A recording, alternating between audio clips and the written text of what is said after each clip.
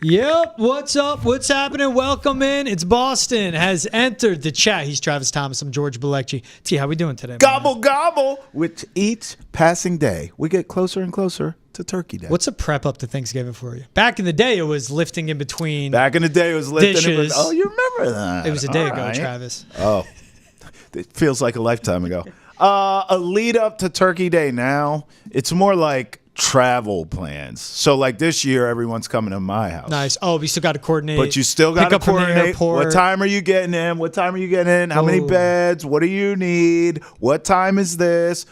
Talk to the wife. What do I need to do to, Yeah, you know smart, what I mean? smart. Clean before this Yep. person shows up. Vacuum. Make sure the laundry's all. Yep. It's that stuff. Yep. Which is, I actually think, less stressful. I've learned this about myself. I'm glad you asked this question. Not that we are on a time restriction, but when we travel, it's more stressful. Packing up the kids, doing this, doing that. At least you're on your home turf. Yes. Home Home field. games, it's much easier. I'd much rather just, okay, what do you need me to do? Clean? Okay, what else? Go to the store and get this? Okay, no problem. And then it's done, and I'm at home, baby. I'm parked. I don't have to go on the road. I don't have to have road rage dealing with drivers at the holidays. I much prefer home games. That's what I've learned this year. The one out of everything you listed, it's the one thing I won't do, but I'll do great in everything else. What? Picking up people from Logan Airport. Oh, Nope. it's Boston traffic and it's a airport pain. traffic. It's a pain. Uber. Especially now, Yeah, right? Holiday. yeah, It's that's what I'm saying. insane. That's what I'm saying. Here's a quick complaint about Logan and why you're right. Bro, I don't understand this. It's confusing. Logan will have construction every time I go there, no matter what, right? It's Boston, but yeah. When you pull up to arrivals, like people getting off a plane coming to you, there's construction. It's a construction zone every time. You're not allowed to park and wait for the person to come out. They're like, you can't park here. It's a construction zone. Excuse me, where am I supposed to park? Mm-hmm. This person is coming out any minute now. Yeah. What do you want me to do? There's nowhere to pull over. You can't circle the block at Logan. It takes forever to get back. It is hell every time. And I end up charming my way to they're coming out in 1 minute. They're literally about to walk out. And they're not. It's 20 minutes later. But by then they forgot about me, right?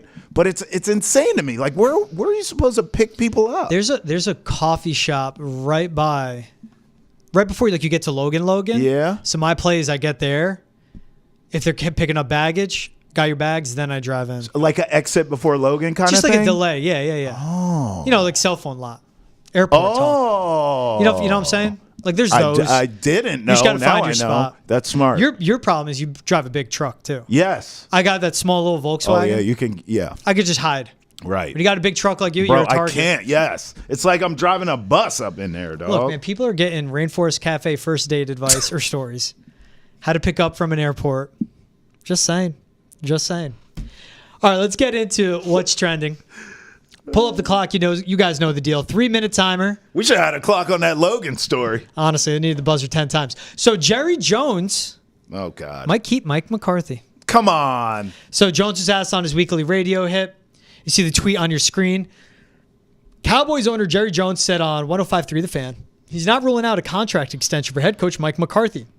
Quote, I don't think that's crazy at all. That's not crazy. Listen, Mike McCarthy is an outstanding coach. Mike McCarthy has been there, done that. He's got great ideas.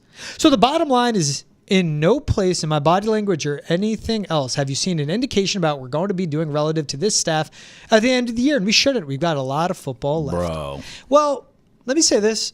Yeah, I would move on from Mike McCarthy. I would move on. Okay. If Jerry moves on from Mike McCarthy, nothing's going to be fixed. Because Jerry is still there. Yeah. Feel okay. me? All right. I do feel you. Cool. My heart stopped when you said, well, let me say this. I thought you were going to defend Mike McCarthy. Look, okay, you're right that if you fire him, nothing's going to change because Jerry is a problem. We agree there. But you got to fire Mike McCarthy, bro. Like, I actually, and we had this conversation before the season. I didn't think he should have been there this season. Mm-hmm. George, they're losing playoff games at home. That should be enough. They're losing every game at home. Well, now, but I'm saying leading up to now. Yes. They're losing. You can't have it. You need another coach, and we've talked about this with teams in the area. Sometimes you need another voice. Sometimes you need someone to come in, same team, new voice, new direction, and see if they can take you to the promised land. I already felt like Mike McCarthy mismanaging clocks in playoff games at home. Yep. Like he's done enough, putting his foot in his mouth in the media several times. It's like, all right, get him out of here, rinse, repeat, get me Belichick or who the hell ever to coach this team. And, here we are still in McCarthy, and now they stink, to your point. Now they get smoked at home. They don't win anything. I think they're going to lose on Thanksgiving. Spoiler alert. But I don't know. I also look at this like Mike McCarthy, yes, he should be fired. But Jerry Jones, I don't want to be offensive to anyone of a certain age. Bro, is it not time for him to go sit the hell down somewhere? Jera, you're losing your mind. I mean, I'm not trying to be funny. We saw the presidency at some point. We were told, Joe Biden's fine. And then we all watched the debate and we went, he doesn't look fine to me. This is Jerry Jones at this point. Someone needs to intervene. Can we have an intervention for this guy? Mm-hmm. Go sit down. Mm-hmm. Let your son run it. 82. It's an old 82. That's exactly. A hard, fast, living 82. You ever meet that 93-year-old? You're like, you're young, a good 93. Look good. Sharp. Energy. Well, and this is what it comes down to. Like, the strategy and the execution of the Cowboys being run as a football team hasn't been good. Yeah. So I think that's what the bigger one is. The football stuff. Yeah. Right. That's all I'm worried about, or that's all I'm thinking here. Yeah, because the business side, he's done a great job. Yes. No one can take that away from him. But the football stuff's a problem, and it has been for a long time.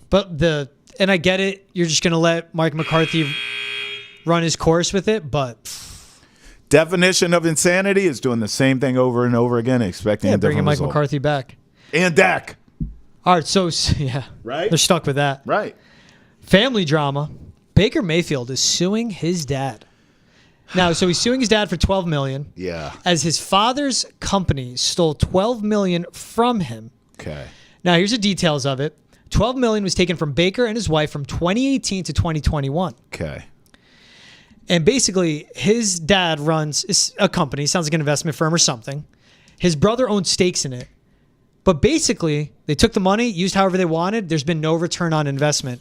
And this was when Baker was on his rookie contract, just over $32 million guaranteed. $12 million to $32 million guaranteed. That's $12 million's a lot no matter what. Of course. But that's 38% of what his earnings were. Yeah. This is where it gets ugly, man. I mean, that's what stinks. It sounds like his dad probably was, I'll invest it for you. And Baker's like, Dad, where's even the return? Right. Where did you even put the $12 million in? You read the details of it. It's like there's no receipts. There's no actual, I don't know, does his dad have 3 boats now? Like a private jet? Probably. Nice convertible? Probably. He sees where the money's going. It ain't no investments. And this, I remember reading about this, I think almost a year ago, where there was a settlement. And it was basically, hey, you owe them $12 million, make the payments, and no payments have been made. So now they're suing to get the payments. Jeez, this stinks. It's like I want to get jokes off, but to be in this spot with your family, it's a tough spot. Yeah, I actually low key like to just bring it to the football field for a second, because I think we both agree Baker's getting screwed here, or got screwed, it appears, and now he's trying to get some retribution here and get his money back. And I'm sure it's strained the relationship.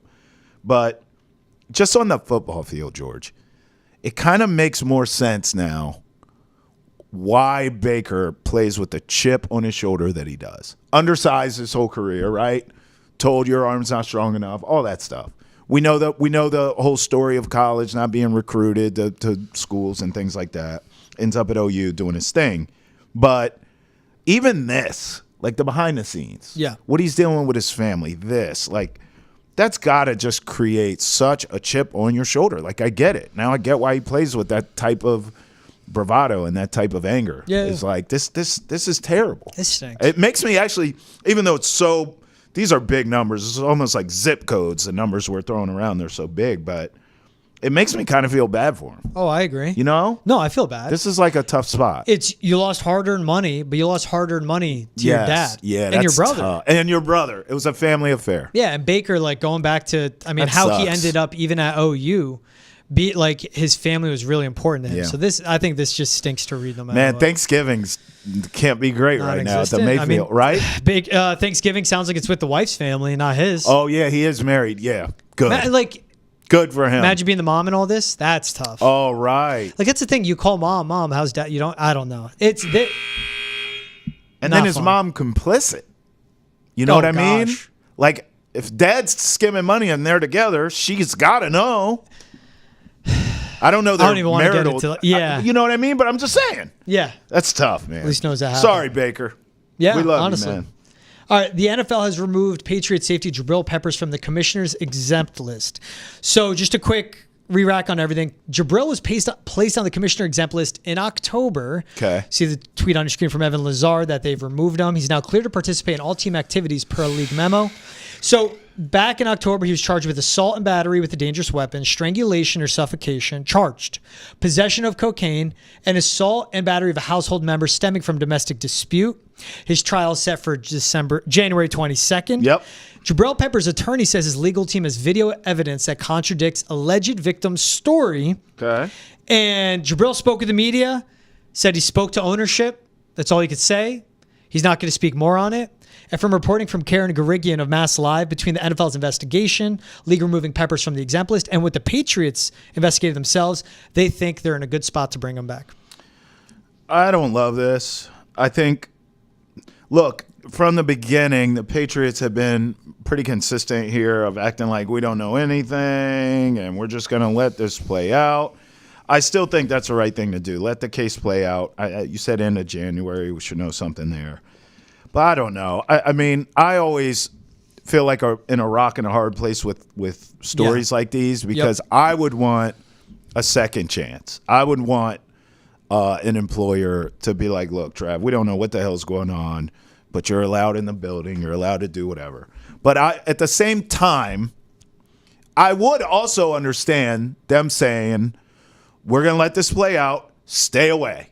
And if nothing else, you showed a lapse in judgment, right? Like you got yourself in this situation. Yeah, you had to let the whole thing play out, guilt or innocent, right? Yeah. But like you still, no one can deny you were in this tight spot. You put yourself in this situation. So I think enough. I would look at it as the Patriots would have enough leg to stand on to say, bro, just stay away from all. We got enough going on. And Lord knows he can't help you any damn ways. If he's playing, you're going to lose. But yeah. So I would say stay away. Let's get this sorted out, and then maybe we'll talk at the end of it. But that's what I think of the Crafts. They got everything. They know more than us. They do. And that's what I lean to on this, where, look, season's cooked. Defense is bad. Right. Bringing Jabrill back won't all of a sudden make this defense one of the best and get stops. But there's the risk reward and everything. And to them, they're just saying, like, there isn't a risk. They know more than we do. And about that case coming up on January 22nd. He could have been removed from the exempt list if he was not. He didn't. That doesn't mean he has to be back with the team. That's right. That's a league making That's a decision. Right. The fact that he's back with the team, speaking to the media. So we agree. I think that. it says sort of what Jabrill's attorneys are alluding to. And, when it came out, I was shocked. I didn't like the details, especially like dealing with coke and everything like that. That's so loud. The shot clock. Well, I said countdown to the buzzer so loud. Because I want us to stop talking. But if anything, best case scenario that something bad didn't in fact happen to someone. Yeah. And he's in a better spot than what these allegations came out to be. Do you still feel like there'll be a suspension, league, team, whatever, at the end of this if he's back and cleared? No, because he wouldn't be in that building if that was the case. Okay. He spoke to the media. That's what says a lot to me. You want more Patriots talk and football talk? Check out the latest episode of Foxborough Rush every Monday, Wednesday, and Friday, from game reactions to draft conversation, and Michael Lombardi stopping by the show. It's available on YouTube, Spotify, Apple, Amazon, wherever else podcasts are found, including on YouTube as well. You can watch along. Hit the subscribe button. Leave a comment on Foxborough Rush. Boston's entered the chat. I'll hold my banner. 3/10 left. Any of the shows we have on YouTube, and you'll join the conversation that way. That's Foxborough Rush. New episodes 3 days a week. Trav, what we always love to do, power rankings, man. Ha-ha! Let's get it. So, for once I see yours ahead. Interesting. Yeah, okay. well, I filled it in this time. Usually I keep you guessing. This time which I filled it like. in. Yeah. This time I filled it in. This is interesting. Okay. Who's you got at 10? Okay, so my 10, I know it's already going to cause a debate here. I'm just going to tell you. I'm a Bo Nix fan. I'm a Sean Payton fan. But I still, big picture, don't believe in the Broncos. I love the combination, and told you on draft night, Sean Payton and Bo Nix. My partner in crime here said Bo Nix can't throw over 10 yards. He's not wrong. But Bo Nix is accurate. Bo Nix processes very quickly. Yep. He's a good athlete. A lot of football experience. This is what a lot of experience in college. This is what Sean Payton values, and it's working. But I don't love the defense, although playing well. I don't love the lack of weapons on the outside. Even though I like Sutton, I don't like anything else. So I instead went a team who I like macro, big picture better in the Miami Dolphins. I told you when Tua came back from concussion that, and it took him a couple weeks, but I said when he's back in there, they're going to get hot and they're going to make the postseason. Now it's coming to fruition. At number 10, I'm going the Dolphins because in the end, when the smoke clears, I think the Dolphins, not the Broncos, will be a wild card team. I don't think the Broncos make the playoffs. I think the Dolphins do. That's why they're 10. And now they've got a groove. Won a couple in a row. So they're mixed on it. I know. But that was my decision for 10, Broncos or Dolphins. I went Broncos at 10. Good for you. And that's why I'm so surprised you left the Broncos off. Like that's why I triple checked. I know. Like no, I went to the Bs. I see Bills, perfect. Yeah. But no other B teams. I know. The defense is the defense. It's one of the best in football. Yeah. And I'm aware that the Broncos are coming off a loss. But Bo Nix's first 7 games, he was averaging 178 passing yards, completing about 62% of his passes, barely throwing it downfield, bad YPA, and he just wasn't looking like an NFL quarterback. His last 5 games, 260 yards average, 11 touchdowns, 1 interception, completion around 70%, and his yards per attempt, 7.4. So, and that's based off total yards, how many times you're throwing the ball. I mean, that's efficient to me. Combine it with how this defense is playing. They're playing I put them really at 10. well. Look, the Dolphins are getting hot at the right time. Yes. Healthy Yes. at the right time with Zach Sealer back and that defense being as complete as it possibly can be. That's right. Secondary's better than they've been playing recently. Schedule's easier on this half of their schedule than it was the front half, and they did the front half without Tua. Yeah. It's the Broncos' run game. It's Bo Nix getting better. It's Sean Payton. It's that defense. I was leaning on the defense, so I go Broncos at 10. If you had to pick one for the final wild card spot, you would pick the Broncos? Because that's in where the final I'm at. wild card spot in the AFC. Okay. So Yes. there's our difference. I think the Dolphins would get in. I just want to look at it one more time, pull it up in front of me. Which one do you – what, schedule? Yeah, no. I would just take Broncos over Miami, especially the standing for the they're in. wild card. Yeah, Okay. I feel like All Miami's right. fighting for their life now. Jets, Texans, Niners, Browns, Jets. Yeah. That is a much easier Final 5 than I thought it was going to be beginning of the season. Sure. Yeah. Imagine good before point. the season, That's Jets. A good point. And that's with Aaron Rodgers playing to Right. his ceiling in that defense. Texans. Yeah. Dolphins defensive line can win that game. Niners don't know what's going on. Yeah. Maybe Brock will be a quarterback. He should be by then. The Browns are the Browns. Yeah. And then the Jets again. Right. So Good point. if they can win 4 of their final 5, and that Yeah. puts them at 9 wins. For the Dolphins, while you're doing this, let me go Broncos really quick. Browns, Colts, Chargers, Bengals, Chiefs. They'll beat the Browns. They'll beat the Colts. Chargers toss up. Yeah. Bengals toss. I would say those could be a couple of L's. And the difference is they both could finish with possibly 9 wins. Which is insane. Yep. And then I wonder if what if we're both wrong and it doesn't come down to either one? They It could both come get down to in. like them or the Chargers. Or they- Maybe oh, LA right. getting bumped out. Gosh, Exactly. the AFC's loaded. Number 9, I'm going the Texans. Cool. I know they lost. I know they haven't looked great lately. CJ Stroud in particular, that offensive line is atrocious. But you know what? I was thinking about this because I almost left them out of my top 10. And this has been a team that I've been high on all year, even off season coming into the season. But the reason I stuck them in here and put them at 9 at that is because I believe in DeMeco Ryans. It literally comes down to that. And I would rather this Houston Texan team struggle right now, which is exactly what's happening, and DeMeco Ryans reins them in, gets back to the fundamentals, because some of this stuff with Stroud, bro, we watched it together. My man runs out of the back of the end zone like Dan Orlovsky. Like, what are you doing? You're CJ Stroud, bro. I think DeMeco Ryans, this is what great coaching does. Hello, New England. Is this thing on? Great coaching will just reel you back in. Hey, calm down, everyone. Everyone, take a deep breath.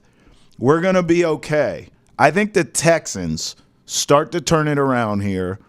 They've won enough games where they can just you don't even have to be great. Just steady the ship, steady the hand. I think the Texans figure it out here in the next few weeks. And by the way, if I'm wrong, they're out of my top 10. Well, but I just wasn't willing to give up on them and take them out of my top 10 yet, George, because of the coach. They'll get in the playoffs. Their division stinks. They'll probably be that Final Four seed of division winners. The way winners. they're playing, they could falter and not even make it. They could. We just talked about the AFC. Chiefs and Ravens down the line for them. I know. I'm just saying they'll get in because their division is so sucks. bad. So what are they? 8-9, 9-8? They'll probably finish 10-7. I would think so. But it's like the Eagles last year, an 11-win Eagles team that got run off the field by the Bucs. That could be the Texans' first round of the playoffs. The division was terrible. Exactly. Winning 10 games is hard. It's how they're winning it, which is leaving your doubt, especially that offensive line. Hell yeah. 9 team for me is the Vikings. Okay. Defense is great. Yeah.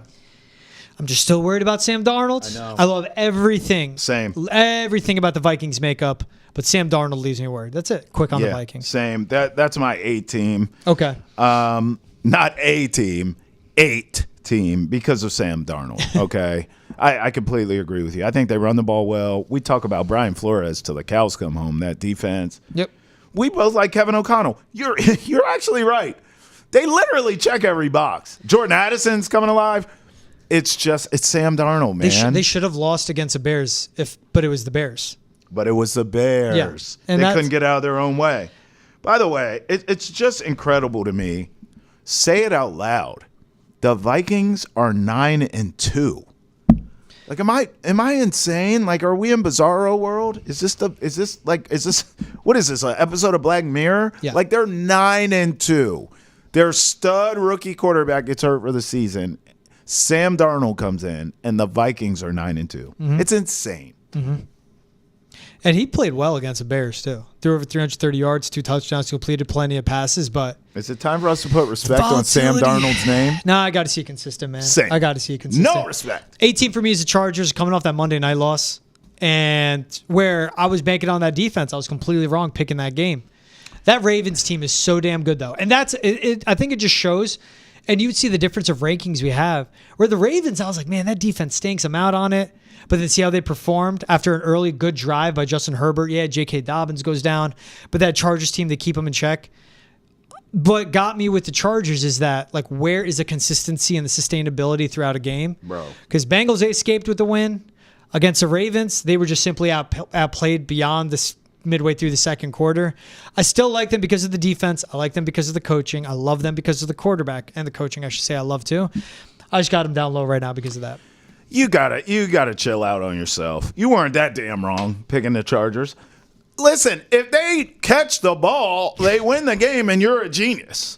I mean, this is the difference between me and you. This is why I always tell people, I don't care who it is. I say George is the most humble person I know because he never pats himself on the back. Yeah. Even being wrong, if I were you, picking the Chargers, I would be patting myself on the back, saying, if the Chargers catch, I was right. If you remember, I picked the Ravens in that game. But I'm not bragging because I thought the difference would be Lamar Jackson making plays down the stretch. And he did. Derrick Henry went nuts too. Mm-hmm. But in the end, even despite all that, Lamar balling, Derrick Henry balling, if the Chargers can catch the football. Literally one possession game at the end, 30-23. You got to be kidding me. So I look, Chargers are my number 7. I don't think you're that. You weren't that wrong, brother. They need receivers in the worst way. I mean, the Patriots need them worse, but the Chargers are right there next. That's the stuff that rears its head in the worst spots, like the playoffs. And that's what gets me, like a Quentin Johnson bad drop. That's when it happens. 7 spots. So Chargers are my 8. Okay. 7 spot for me, Steelers. Okay. Red zone scoring scares me. Yeah. Defense is great. Yeah. You saw that next level they took as an offense once Russ took over. Mm-hmm. But you just can't win with field goals only. You need to score in the red zone. They got good pieces and good spots. Again, it's a consistency of it. It's a Mike Tomlin coach team, so I love them. That defense is great. But the Steelers doing what they're doing, I'm just still holding my breath on them. Yeah. And I think it's also, again, the Ravens looked like they were reeling. Got punked by the Steelers defense, but I have the Ravens ahead of them. You'll hear why. And I think I just put the Steelers at that spot is the top 6 teams in the league are just on a different level. Top 5, 6 teams than the bottom 4 you'd go, say fair. In the top 10. Sure. 3 or 4. Yeah, listen, I hear you on that. I kind of look at them like I can't figure out exactly what happened to the Steelers' run game, specifically Najee Harris. I'm looking at these numbers now since the bye week because he was on a tear all season, George. Since coming out of the bye, which you would think guys are fresh, like feeling good, right? Najee Harris, I'm just saying his yards, 53 yards, 63 yards, 41 yards. Like, what's going on with this guy? So I don't know. It's almost like their bread and butter kind of disappeared in there. Now all of a sudden Russell Wilson dependent. Yeah. So I don't trust them big picture. I'm going Packers here. Look, and you're the guy. I always lean on you for the Packers talk. You're still not sold on Jordan Love this season. Like you haven't loved what you've seen. Yeah, I mean I'm sold on him. You sold on him. Clean up this turnovers. Season, Clean up season. turnovers. I am, though. I like what Green Bay's doing. He is turning the ball over too much. There's no denying that. I mean, who the hell can deny that? But I like the fact that they run the ball. Jordan Love is in at least command of the offense. He looks like he belongs. He's got to cut down on the turnovers, but that's possible. These young receivers are growing with him. And Matt LaFleur, just like I was giving props to D'Amico Ryan, the Packers are on this as high as they are at 6 on my list because I believe in Matt LaFleur. The combo of LaFleur and Jordan Love gives me hope that the Packers could, Fair. I say this every week, the Packers could be right there when we talk about determining who wins the NFC. Everyone's talking Lions and Eagles, and we understand why. I think the Packers are right there and belong in that conversation. That defense, all the turnovers they force, man. Mm-hmm. Not great like pass rush, but they have good players. Mm-hmm. Not fantastic it's against like a run. Hawks. Exactly. Like they're playing aggressive. Yeah. Take away possessions, steal possessions, take some you're not supposed to because you're playing aggressive, and to give extra possessions to Josh Jacobs. I'm not even bringing up Jordan Love first. It's just the run game that controls the game. Yep. That's where they play a big card. I have Ravens at 6. Okay, that's a little. It's low. Yeah.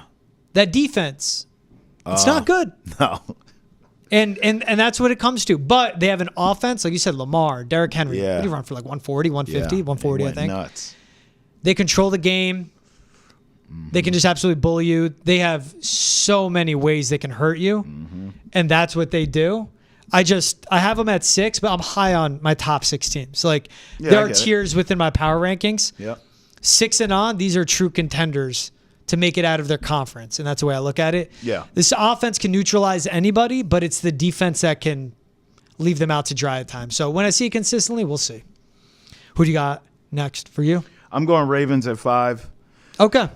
I mean, I hear you on the defense, and I can't dispute that. But at the end of the day, man, Lamar and Derrick Henry, it's almost like some teams either neutralize Derrick Henry or the Ravens decide, you know what, this week we're not going to run the ball with Derrick Henry. Like, I don't know what's going on, but every now and again, Henry won't be as dominant as we're used to seeing, and Lamar will just be undeniable. And they still win games. I hear you on the defense, but it's this Lamar Jackson kid is carrying this team, and then when you have Derrick Henry show up and do his thing, it feels like they are unbeatable to me. And I don't give a damn how bad the defense is. There's no way, there's no list in which I won't have the Ravens in the top 5. That's I just can't do it because fair. of that combo. Yeah. That combo platter. And now I have them at 5. Yeah. So I have them on the back end of a top 5. But every week I sit down and do this list. I'm like, win or lose, I have the Ravens there. Yeah. Because of those two. So we flip. Packers at 5 for me. Okay. Second in the NFL takeaways. The run game is great. Josh Jacobs, 944 yards. Bro. He's on pace for 300 carries. Remember all the mileage the Raiders put on his last 2 seasons? His last year with them, he didn't look great. Yeah. Because there's like wear and tear. Right. But Matt LaFleur, like, keep in mind, Aaron Rodgers won 2 MVPs with him. Yes. Jordan Love, what I love is him being paired up with LaFleur and all these receivers. Yep. Matt LaFleur's favorite thing to do is run the ball. Like, his favorite games as a Packers head coach is probably when Malik Willis was at quarterback. Yeah. Because he just got to get creative, completely bend defenses over, Yep. just absolutely mess with them Yep. and do it that way. But that's what the ground game's been. He's on pace for over 300 carries. He's having 3.5 yards after contact as well on average. It's just Josh Jacobs is a run game and an aggressive defense. To your point, and I guess it's a good way to look at the power rankings as well. And it is how I do it. Like I said, I have my tiers. But that's a Packers team that can mess around and steal a couple games in the playoffs and lead to an upset. That's what I'm saying, So bro. they're my 5 team. Who do you got at 4. Okay, I have the Eagles, but I got to be honest. That's low. I can't wait to see Eagles Lions. in the big crab cake to take on the Ravens. Oh, when is that game? Sunday. Oh, that's right. That's the Sunday night game, or no? It's a 4 o'clock. No, it's like a 4 o'clock. It must be the game of the what is it? Game of the week. I know they got to have Game windows, of America or whatever. But that I need to see that because all I keep doing is betting against the Eagles. I don't trust Jalen Hurts. I don't trust Nick Sirianni, and I still don't, for the record. And then Saquon Barkley does anything he wants, and I'm just like, all right, you know what? I'm done picking against the Eagles. But, boy, I want to see them in that big crab cake take on the Ravens so bad, bro, because that's my 4 or 5 teams. But right now, I'm going to give them the edge to the Eagles. Saquon is just on another level. He's the MVP of this league for my money right now today. Do I do a mid-show bet? I'm doing it. All right, what's the line on that? Eagles are +3 on the road. This is the best defense in football. A run game that's absolutely just no one can keep up with. You going to go money line or take the point? No, I took the points. I'm not going to get greedy. It's at 3. If it was 2.5, then I would have went money line. Fair. But if it's 3, field goal, I'll take it. Yeah, I don't hate that bet. Maybe should have bought a half point, get a 3.5. I don't hate that bet. I have the Bills at 4, coming off a bye. Oh, okay. They've won 6 straight. Yeah. Run game's up there intact. Yeah. Defense is overperforming. I give a lot of credit to Sean McDermott. Josh Now Allen. let's see him in the playoffs. Oh, Yeah. Josh Allen's fantastic. Yeah. The receivers should be as healthy as possible moving forward out of a bye. Khalil Shakur, Amari Cooper. We'll see Dawson Knox, Dalton Kincaid, all of that, even Keon Coleman. But this Bills team is really good when you have Josh Allen performing at the level he is. Yeah. Joe Brady is just being brilliant as probably the most unspoken about offensive coordinator in football this year. Yeah. But Joe Brady's done a fantastic Well job. said. I like the Bills at my 4 spot. Okay, I have the Bills at my 3 for everything you said. The only thing I'll sort of follow up with is, and you mentioned it, but I think the bye being this late in the season for that team, It's good. as hot as they are, as well as they've been playing all season, is the best thing that ever happened. Like, that could be the difference of getting the 1 seed in the AFC. Because if you mess around, if you're the Chiefs, any of those teams at the top, Ravens, you mess around and start losing some games. Like we saw the Steelers have kind of mess up. If that starts happening, the Bills will get the number 1 seed in the AFC. And then we got to start having different conversations this year. So I think their bye week being where it was huge for this franchise. So I got the Bills at 3. Gotcha. I got Chiefs at 3. Chiefs at 3? Yep. Just outlasted the Panthers. And obviously coming off the loss before that against the Bills. I'm trying to figure out who you have.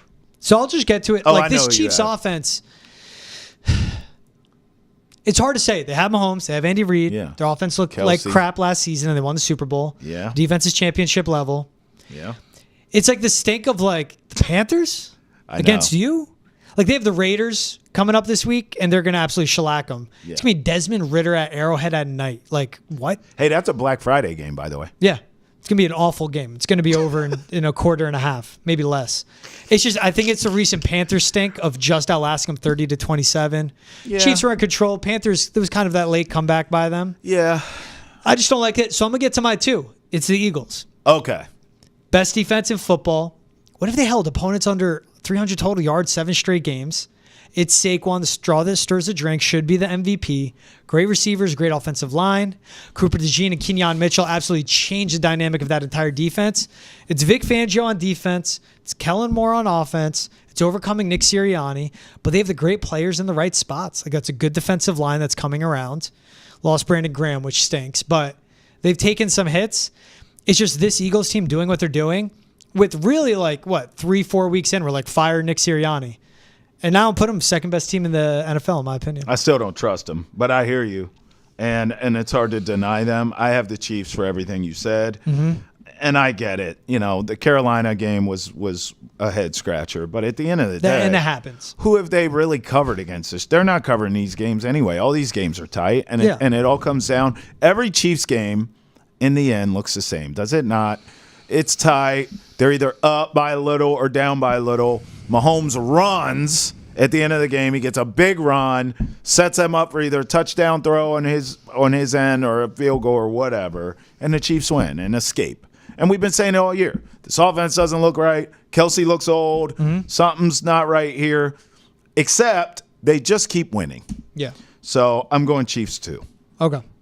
But I get your points. I mean, look, yeah, I don't feel right putting them at 3, but I'm going to put the Eagles at 2. What the Chiefs are, great defense, and they have Mariano Rivera. Yes. Well said. You know how the games are going to close out. And don't forget Andy Reid, drawing it up. Yeah. By the way, if the Eagles go into Baltimore and win, George, I mean, we might have to have the combo of Eagles, Lions, maybe the Eagles are the team to come out of the NFC. That offense is a great test. I have to see them. Yes. Are you? That's right. Lions are 1. Lions are 1 for you. Deal. Look, come on. What are you going to do with Let's this? not waste any Barely time. beat the Colts. Jared Goff wasn't excellent. They're a juggernaut. Yes. And the defense has not allowed a touchdown in 10 quarters. Can we talk about Aaron Glenn? Yeah, of that course. defense was bad. Defense is great. Yeah. It was bad to start the season. It was bad last year. Yeah. That's where they had to invest, and they did. Drafting cornerbacks. Aaron Glenn's still there. The continuity of the Lions is so important. Ben Johnson came back. Aaron Glenn came back. Facts. Extended key guys. They're healthy. Man, insane. Lose Aiden Hutchinson. Zadarius Smith making key impact plays in that game. Nuts. If you're enjoying this, be sure to check out NESN's Daily Sports Podcast. Boston has entered the chat. You enter the conversation by tweeting at us using the hashtag NESNChat or email thechat@nesn.com. Boston has entered the chat. Is available on YouTube, Spotify, Apple, Amazon, wherever else podcasts are found. That's Boston has entered the chat. Wherever you get your podcasts, and make sure to go to NESN's YouTube page. Hit the subscribe button as well. Leave a comment on the videos, and we'll bring them into the show. Juan Soto contract. Ooh. So we know the teams that met. Red Sox, Yankees, Mets, Blue Jays. Yes. And that was introductory. No offers were made. We're reaching step 2. Offers have been made to Juan Soto. So MLB's John Morosi reported the Yankees, Mets, Dodgers, Red Sox, and Blue Jays. Dodgers are in there. Have offered Juan Soto. Of course they are. The Athletic reports he's going to receive multiple rounds of offers to gauge interest and weed out teams. Final decision around the time of winter meetings, which is early December, so in a couple weeks. Yeah, we'll know soon. Juan Soto is playing it slow, which is a smart thing to do. Yeah. And you know what? I actually like the transparency in all of this, where they're saying, like, he's going to get offers, and he's going to say, let me get more offers, and he's going to continue gauging interest. Yeah. Because him and Scott Boras are just going to keep going. Well, they offered 14 years, $40 million a year. What are you going to do? 15 years, $42 million? Yeah. What about 15 years, $43.5 million? And they're playing the game, how young he is, how good of a bat he is, best bat in baseball, in my opinion. Yeah. At his age, where I know people listening, like 15-year contract, and I keep saying, but you're going to get 10 to 12 great years out of that. For him, it makes sense. For a team, it makes sense too. Because normally you would be getting 7, 8 good years out of that 15-year deal. No, you get more than majority of it. That's what I mean. A team giving him that contract makes sense. In general, you're not a proponent of those type of deals. But for his sake, it does make sense. And I agree with you. And the Red Sox apparently, reportedly, have like upped the offer. Like they are not messing around with this either. Yeah, they're competitive with these other teams. Let me ask you this. And the reason I'm asking you this is because of where I'm going to go here. As you see the tweet here. That's from Hector Gomez. That the Sox have increased their original offer, both in years and total value, which is important. Huge. Yeah. Because the benchmark for a player contract. Yes. I understand the Shohei Ohtani, but Juan Soto does not pitch. Right. Look at Aaron Judge's deal. Right. And that's $40 million a year, I believe. Maybe 42. I could be wrong. I'm thinking Juan Soto is 15 years, $43 million AAV. Yep. That's what I think it's going to be. Okay, let me ask you this, and I'm asking you because this I'm going to go in this direction for where I think he's going to end up. Do you believe that Juan Soto is looking at this from a highest bidder standpoint only out of these teams, or do you believe that it's the combination platter of money and fit? Team closest to winning, those kinds of things. Do you believe there are ancillary reasons, fit in the lineup, city, whatever it is, friends on the team? Do you think that weighs into this, or is it literally the business of highest bidder? That's where we're going. So he's won a World Series. Yeah, he has. So he performs great on the biggest stages. He does. So it's highest bidder. Your gut. No, I think it still has to be team structure. Look at what Juan Soto did on Tuesday. Dropped the announcement thing on his Instagram. And he announced he's a partner with Celsius. Yeah, that was cool. You get that when you're playing in World Series games, when you're playing in playoff games, let alone winning them. He was the best bat in the postseason, this past postseason. So to that point, on top of like that guy just rises to the occasion. Playoffs, brightest lights. He's one of the best performers out of all of MLB. So why would the team structure has to matter to him? And he's played his way into a spot where obviously he's going to take advantage of the business. But it can determine what his top 3 are. Let's take Blue Jays out of it because I don't think the Blue Jays qualify and they'll put him in a spot to be playing in the playoffs or late in the playoffs. So if they're the highest bidder, he's not choosing it because of that. He would look at what are the Mets, Yankees, Dodgers. Okay. What are they selling? All right. Red Sox. What are they selling on that? Here's why I asked you that. Yeah. You and I recently did an interview with Michael Lombardi on Foxborough Rush. Yeah. And I asked, I don't know if you remember this, but I asked that exact question because we were talking about as it pertains to the Patriots and getting free agents. And I asked Michael Lombardi, do you think potential free agents for the Patriots will look and the Patriots can sell young stud quarterback in Drake May, all this cap space, we're growing together, right? Restore the Patriots. And Michael Lombardi said, no, it's highest bidder. Like players don't care about that. All they care about is the money. That's why I asked you that. Because Boris cares about that. It's money, but he works for Soto. Oh no, I know. Right? Yeah. If it's money and it's fit and it's those things you kind of alluded to, then the Yankees is where he's going back to. I would say Mets. No. If it's highest bidder, Mets. I think the Mets will outbid the Yankees because they're the Mets and they're the little brother that can't. You know, the little engine that could, they're the little engine that can't, ever. And what they keep doing and how they fix their problems is print money and overpay guys. The Mets, knowing that the Yankees are in this, will, if it's by $1, like the Price is Right, they will outbid them damn Yankees. Mm-hmm. So if it's everything you laid out and fit, I actually think he's going back to the Yanks. Don't forget the Dodgers are only paying Shohei Ohtani $2 million. That to me is like a wild card horse. and all that. That's a dark horse. So I remember. I don't think he's going to the Dodgers, man. Right? I don't think either. I don't think he's going. I think it's New York. I'm not going to lie. Look, Red Sox fans. I said this from the beginning. Everyone said I was stupid. Fine. I still think kudos to the Red Sox for being in this sweepstakes seriously, right? They're upping their deals. They're hanging in there, and he may pick the Red Sox. I will do backflips down the street naked if he picks the Red Sox. So don't get it twisted. But I still, if you lose out on Juan Soto, all is not lost. If they're willing to spend like they're showing here, then go get me a Corbin Burns, please and thank you. Go get me a Blake Snell, please and thank you.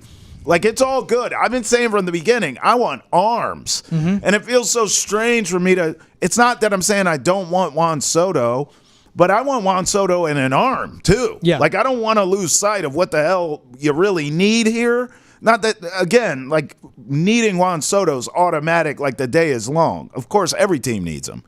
But if you're giving me a choice or you're saying you're only going to get one or the other, I've been consistent with this, George, from the beginning. I want the arms.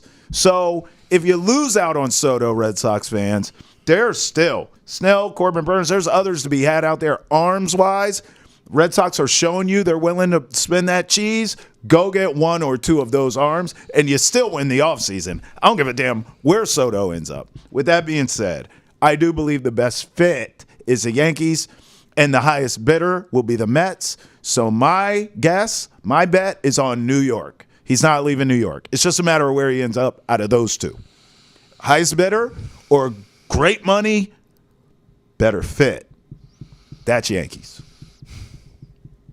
All those teams need to improve, especially in the rotation. Mets, Yankees, Red Sox. Lefty bat like his, and I understand the Red Sox have a lot of lefty bats, but you can make movement within the lineup. He fits in really well in Boston, too. Him and Fenway. Bro. It's just, I mean, you look at right field or just a guy that can spray it, even if it's deep center. He's such a good bat. He really is. Clutch, as you said. You obviously assume you spend that kind of cheese, you get Soto in here, you better be making him postseason, right? He's going to show up. A lot of pieces moving up. Bright future, too. Oh, yeah. He's going to show up. Oh, yeah. How many of these guys you pay, Aaron Judge, excuse me, and then they don't show up in the postseason? I know. So Soto's not one of those guys. You've seen it twice. I think right. that's actually the biggest leverage play he has. Yeah, you're right. Seen in the World Series. Yep. You've seen his past postseason. You've seen it in San Diego. The youth. And the youth. And the Love youth. it. Such a good bat. Hey, check out the latest episode of 3:10 to Left. Red Sox offseason's heating up. Obviously, rumors are starting to swirl. We know you have a lot of questions about the Sox future. We asked the players, coaches, executives, and alumni those same questions on NESN's baseball podcast, 3:10 to Left. You can find on YouTube, Spotify, Apple, Amazon, and wherever else you get your podcasts. All right, man. So Thanksgiving Day games. Ugh. I know. I don't love them. On paper, good. Really? No, not really. But on paper, like... You can't even make it sound good. Well, we're going to be eating turkey. On paper, before the season, Bears-Lions, Yes. Giants-Cowboys, Dolphins-Packers. Come on, no one thought the 2 Cowboys out would be of 3. this bad. Yes. Yeah, but 2 out of 3 But were the good. Giants we knew. Yeah. So 2 out of 3. I do like the day starting with Bears-Lions, though, in a dome. Yeah. Thomas Brown being a really good play caller for the Bears. This Lions team is the best team in football. I'm going to wake up on Thursday, like have my coffee, have my breakfast, go for a walk, get home. 12:30 kickoff. Yeah. Watch a Lions. Unbothered. Yeah. This is going to be a good game, though. Lions. Plus 177 points differential. And 71 points ahead of the second place team. Right. While the Bears, 5-game losing skid after their bye. Like we said, should have won. But late game execution, Matt Eberflus. Mm-hmm. It's a good matchup, but then you look at the spread, it's 10 points. Mm-hmm. Detroit favorite at home. What do you think on this one? Well, I'm going to be honest with you. The first thing that comes to my mind. It's like I'm trying to make a case for this game to be interesting. I'm not saying the Lions are going to be upset. I know. I'm just saying it's going to be a good game, and I don't know. I'm going to tell you something, man. This is. I need you to go with me here. I'm being dead serious. Somebody with the Lions, please. Make sure we are not seeing any damn Jack Harlow perform before this. Oh man, before I forgot this game. about that. That was a worse G-damn live performance I've ever seen. Ever. It was awful. It was a bootleg igloo that was random. Where's the budget at? Where's the budget at? Bootleg igloo. He sounded terrible. He had no energy. I mean, bro, what's going on? We're trying to have fun here and eat our turkey and drink that drink on Thanksgiving Day, and you give us this. So whoever is in charge of pregame ceremonies with the Lions, let's switch it up. Let's not run that back, okay? That's number one. Number two is this.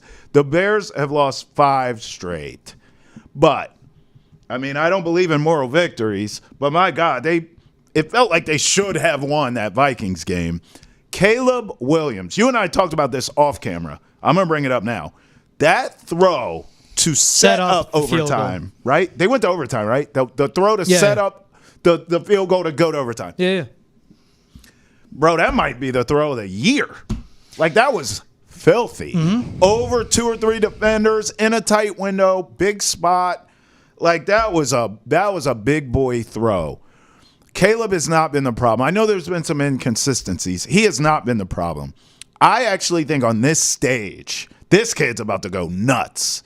Honestly, I think we're going to get a great game. Mm-hmm. I would take the Bears. If I'm not mistaken, this is like a 10-point spread. Please. I'm taking the Bears to cover that all day long. I think we'll get a close shootout game. And if you're playing shootout football with the Lions, you lose. That's how that goes. Yeah. I'll go Lions 31, Bears 27. But I think this is going to be the best game of the day on a crappy grid of games. And I call the night game crappy, too, because it's cold as hell, and we know what Tua does. Tua in Lambeau, please. We know how that's going to end. The Bears' offensive line's bad. Lions' pass rush has been great. I just think about how this Lions ground game just eats up time of possession. I know. And just doesn't let your offense get in rhythm. You're right. Like, last 2 weeks, it's been when we saw all of a sudden Caleb Williams, like, how is he taking the Packers down to the wire? That's right. But it was Thomas Brown being elevated from a passing game coordinator to a play caller. That's right. Branch off the Sean McVay coach tree. Branch off the Frank Reich coaching tree. You say it's not great. Look, Frank Reich. Look, he was a good offensive coordinator, good QB coach. Yeah, I'm not going to get into the weeds of the Frank Reich. Yeah, he knew the QBs. Thomas Brown's good. Right. And what he's doing smart with Caleb As Kurt Warner said on Foxborough Rush with you, great interview. He was like, he's not seeing the field well. That's right. So what Thomas Brown's now doing with Caleb Williams, get the ball out quick. If you're not seeing it great, that's fine. I'll tell you where to look. Yes. I'll at least turn the light on for you, man. If you're not seeing well, that's fine. And he's been getting the ball out well under 3 seconds. You have all these weapons. This is the type of offense it should be. Because now what you're seeing with the Bears is a Rams, a Dolphins, Packers-style offense. It all looks the same. But you have the playmakers, 3 good receivers, a good slot in Keenan Allen, a run game that's good, Roshan Johnson, DeAndre Swift, and a quarterback that can make every single type of throw. That's important. Caleb's been doing that well, but he'll do that, and I think it could be tight early. Like it'll be a 14-14 game. Then they pull away. Yeah. Because then the Lions, at home especially, they get the ball back. They have the slow, methodical, 8-minute, 9-minute drives where they beat you up. Yeah. And it ends with a score. Get the ball back out of rhythm, punt, and then I think Lions will separate themselves. Dude, this is a team that literally can drop 45 on anybody. Anyone. So I go there, 42-24 Lions. Oh, but tight early, pull away late. Yeah. Okay. I don't hate the 10-point spread. Yeah, I Bears do. team is good, not that good. I think they're going to cover. And this Lions team is the class of football. I think they're going to cover. Let me say this. I know we can agree on this. It's really cool to see the Lions winning on Thanksgiving now. Yeah. Like being a team that matters. I grew up Barry Sanders just running roughshod over teams and losing every time. Matt Stafford, Megatron. Like we've watched this movie time and time again, and they lose every single Thanksgiving, even though they have stars. They always had stars. Now it's really cool to see the Lions with stars and win games. It's awesome. It's awesome. Even if they lose to the Bears, it's still cool to see them matter and like win. And I'm not from Detroit. I'm not a Lions fan. I don't have a horse in the race. But it is, as a football fan, it's really cool to see them matter and win on Thanksgiving and not get their ass beat like they have my whole life. This team is so good, man. And they're entertaining and they're fun, and Dan Campbell's fun. And it's a good story with this city. It's a good story. So we're like kind of pseudo Lions fans, low key. You see what just happened here? I don't want to jump on a bandwagon. It's not a bandwagon. You said, what do you mean? I mean, you knew this would. You didn't know this was going to happen, but you knew they were there. Yeah. I told you I had a ticket on them. You were like, I could see it. And I think you went Packers, but like, it's not like you weren't a hater. Yeah, I don't hate that Detroit ticket at all. No, not You're at all. not on a bandwagon. You've been here from the. You ain't new to this. You true to this. You know what I'll do? I'll embrace it. What? One of the largest Lebanese populations in America is in Michigan, Dearborn. Yeah. There used to be a GM plant there. And it makes sense, early immigrant families. Yeah. One family goes, there's jobs here. They write back, everyone come. Yeah. And all the Lebanese go to Dearborn. Wow. So I'll do that for my Lebanese people in Michigan. Pseudo Lions fans, baby. Official Lions podcast. Boston's. We have the colors of the Detroit Lions. White and blue. He's Travis Thomas. I'm George Bilecki. This was Boston's End of the Chat. Appreciate you guys making us a part of your day. Have a happy Thanksgiving as well. If you don't listen, if we don't see y'all, appreciate you always. Remember, hashtag NESN chat to join the conversation. Email thechat@nesn.com as well. Yes, sir. Download, subscribe, rate, and review wherever you get your podcast. And if you're watching on YouTube, hit the subscribe button on NESN's YouTube page as well. We'll see you guys next time. Have a good one, everyone.